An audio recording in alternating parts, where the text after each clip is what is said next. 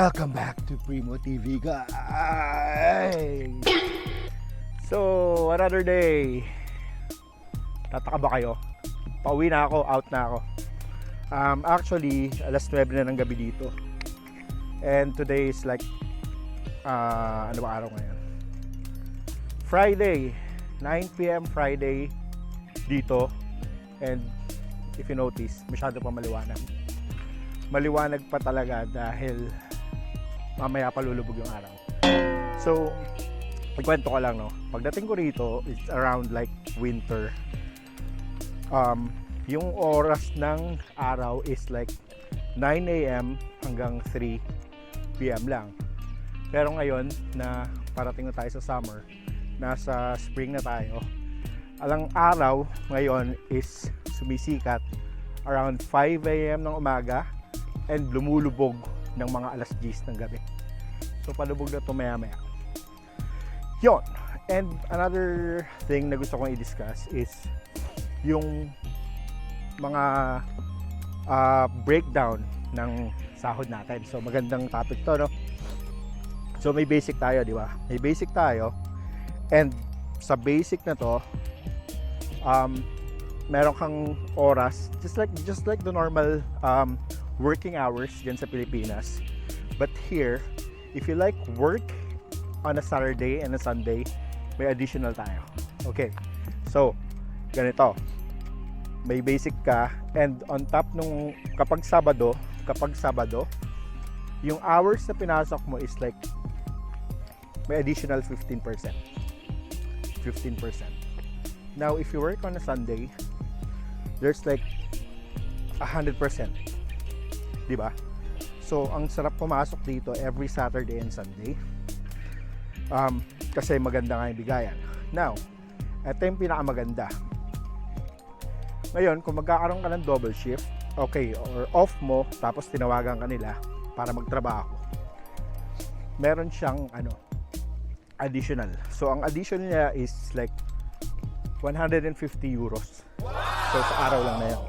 Let's say, for example, pumasok ka na umaga and then kailangan nila ng tao sa hapon. So, wala silang makuha. So, tinawagan ka nila and available ka naman.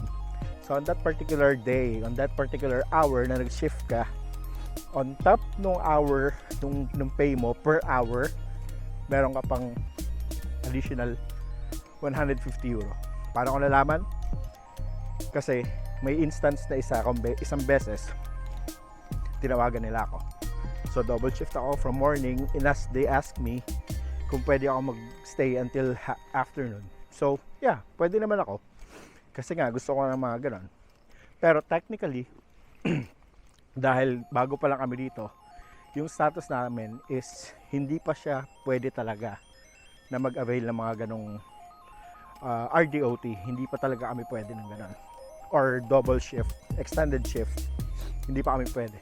Pero dahil nga wala silang choice, and dun sa team namin and sa floor na kino-cover ng team namin, ako lang yung available, so ako yung ginamit nila. Diba? Ayos ba?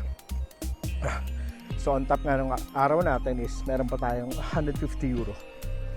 So makukuha ko yon probably on the next pay. Kasi every month naman ang dito eh. And yung dinidiscuss ko kanina, gusto ko lang ipakita, no, na yung oras. Real time to dito. So ito yung oras. So on my phone, dito sa may, dito ba? So ito is Helsinki time, 9:37. And ito yung sa Philippine time, 2:17 AM. So 12 degrees ngayon, positive. Kaya medyo relax na tayo. And mabilis ang vlog lang to, dire-diretsong vlog. And gusto ko lang i-shout out, no, mag-shout out tayo. Shout out tayo ng mga tropa natin, mga bagong subscribers natin. Mga ka-work ko dati sa HGS. Kasi umuwi dyan isang tropa namin galing ibang bansa, nagkaroon sila ng inuman. Then nag-video call sila and yun, pinaalam ko sa kanila na ganito yung ginagawa ko. So shout out kay TL Irvin, isa sa pinakapoging TL dyan sa Hinduja. sa Eden account. Shoutout kay Sander, tropang malupit yan. And gusto ko na rin shoutout yung team ko dyan dati. Hindi ko na maalala. Team Flavicent. Yan yung team ko dyan. Kamusta kayo dyan? Sana okay lang kayo, no? And yeah, yun na. Sa pagkukwento ko na to, nakarating na ako sa bahay namin. Andito na naman ako sa baba ng apartment namin. And guys, if you like the video, just click like, subscribe, and share na rin natin para makita ng mga tropa natin dyan, no? Sa mga hindi pa nakasubscribe and sa mga balak mag-subscribe, let's go. See you again guys on the next video. Peace.